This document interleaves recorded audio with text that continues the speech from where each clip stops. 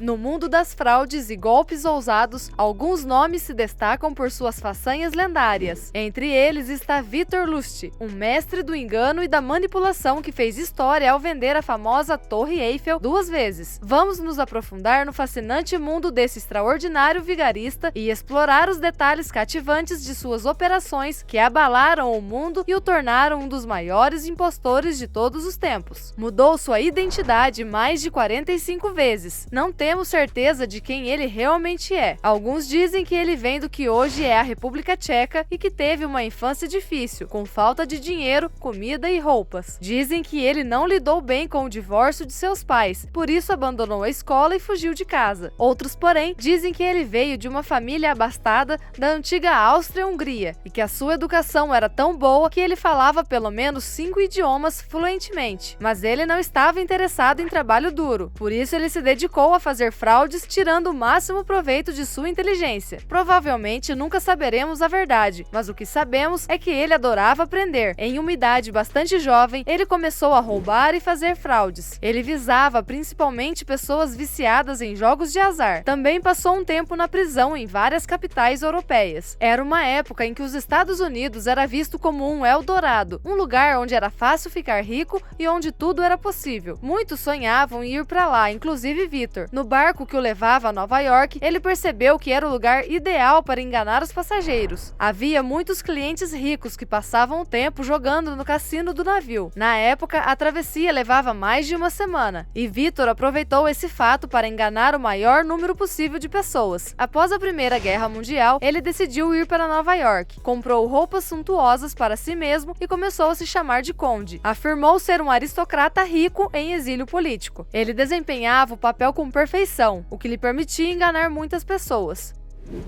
Na década de 1920, Victor colocou seu plano em ação. Ele começou a contrabandear coisas como uísque, inventou máquinas falsas que produziam notas duplicadas. Ganhou muito dinheiro, vendendo-as por mais de $10.000 cada. Você vai me perguntar como alguém pode ser tão estúpido a ponto de comprar essa máquina? Na verdade, ele comprava novas notas de $100 para ter certeza que tinha números sequenciais. Em seguida, ele raspava o último dígito e colocava o mesmo número em várias notas. Quando escolhia suas futuras vítimas, ele não lhe contava imediatamente sobre a caixa que ele havia chamado de máquina mágica de dinheiro. Primeiro, ele as colocava em uma posição de confiança. Um dia, em um cassino, ele roubou a carteira de um jogador e depois devolveu a ele, dizendo que havia deixado cair no chão. Ele então conversava com suas vítimas e mencionava a caixa furtivamente. Curiosas, suas vítimas queriam saber mais e queriam uma demonstração. Victor relutava, mas concordava. Quando ele mostrava a máquina, explicava que era preciso colocar uma nota de 100 dentro dela e um pedaço de papel moeda em branco. Ele acrescentava que era preciso esperar 6 horas para obter uma cópia exata da nota. Ele dizia isso para dar tempo de fugir da cidade antes que a vítima descobrisse o engano. Victor nunca foi preso por esse delito, porque ninguém se queixou à polícia, pois estariam admitindo a fabricação de notas falsas, o que é ilegal. Em maio de 1925, enquanto lia seu jornal, um artigo explicava que a Torre Eiffel estava em estado de degradação e que seria mais barato para o Estado demoli-la em vez de reformá-la. Na verdade, a torre estava em um estado de conservação tão ruim porque foi construída em 1889 para a Exposição Universal de Paris. Inicialmente, ela foi planejada para ser temporária e ser demolida 20 anos depois, mas os parisienses se opuseram a isso, então foi decidido mantê-la. Victor preparou seu plano meticulosamente e foi para Paris. Ele obteve documentos de credenciamento falsos do Ministério dos Correios, responsável pela torre. Em seguida, reservou um quarto em um hotel de luxo com o nome de um funcionário do ministério. Ele enviou uma carta aos 6 maiores comerciantes de sucata da cidade para marcar uma reunião, explicando que precisavam discutir um assunto particular, que não poderia ser discutido em público. Durante a reunião, ele explicou que o governo queria destruir o monumento, mas que o assunto ainda era secreto, porque ele tinha medo que a história causasse um alvoroço. Ele então explicou que o governo estava pronto para vendê-la, o que era uma oportunidade de ouro, pois continha 7.300 toneladas de aço. Para dar credibilidade ao seu golpe, ele sugeriu que eles visitassem a torre. Munido de um cartão de acesso falso, ele contornou a fila e subiu até o 3º andar, onde os comerciantes de sucata podiam ver Paris. Ele ganhou a confiança deles por ser muito profissional, e todos lhe fizeram uma oferta. O vigarista estava de olho em André Poisson. ele estava preparado para fazer qualquer coisa para adquirir a Dama de Ferro. Ele sugeriu que eles ficassem mais tempo conversando. Enquanto os dois estavam juntos, Victor explicava as dificuldades de ser um funcionário público. Seu objetivo era conseguir um suborno, algo que era muito comum nos negócios daquela época. Poisson concordou e os dois homens fizeram um acordo. Victor imediatamente descontou o cheque e fugiu para a Áustria. Alguns meses depois, ele fez exatamente a mesma coisa com outros sucateiros. E se ele conseguiu fazer isso uma segunda vez, foi porque Poisson teve muita vergonha de falar sobre o assunto e o abafou.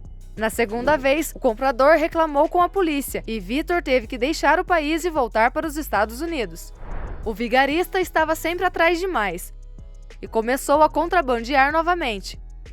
Era uma época peculiar, logo após a quebra da Bolsa de Valores de 1929. E ainda assim, Victor ganhou mais de $1 milhão. Ele também voltou a vender suas máquinas. Mas um dia ele enganou um policial que o localizou. Quando começou uma briga, Victor pediu desculpas e se ofereceu para dar a ele o dobro do que pagou pela caixa, que eram obviamente dinheiro falso. O policial só se deu conta disso mais tarde, mas deu queixa e os serviços secretos começaram a rastrear o bandido. Em 1934, uma equipe especial foi montada para prendê-lo um ano depois. Alguns meses depois, ele conseguiu escapar da prisão de Manhattan, fazendo uma corda com seus lençóis. Ele conseguiu cortar as barras de sua cela com um alicate. Ele foi encontrado menos de um mês depois e condenado a 20 anos de prisão. Ele foi enviado para Alcatraz, considerada uma das prisões mais seguras e impenetráveis dos Estados Unidos. Diz a lenda que Victor enganou Al Capone com $5 mil, mas Capone o protegeu na prisão. Ele também teria exibido um cartão postal da Torre Eiffel em sua cela com a anotação, vendida por 100 mil francos. Ele morreu na prisão alguns anos depois, em 1947, de pneumonia. Com habilidade inigualável, Victor Lust explorou as fraquezas e circunstâncias humanas para realizar seus esquemas fraudulentos. Sua história nos alerta que a confiança cega pode ser nosso pior inimigo. Suas façanhas são um lembrete constante da necessidade de permanecermos vigilantes e céticos em relação a ofertas que são boas demais para serem verdadeiras. Embora suas ações tenham sido ilegais, ele nunca deixa de fascinar. Sua capacidade de vender um símbolo tão icônico como a Torre Eiffel destaca a extensão de sua audácia e habilidades de manipulação.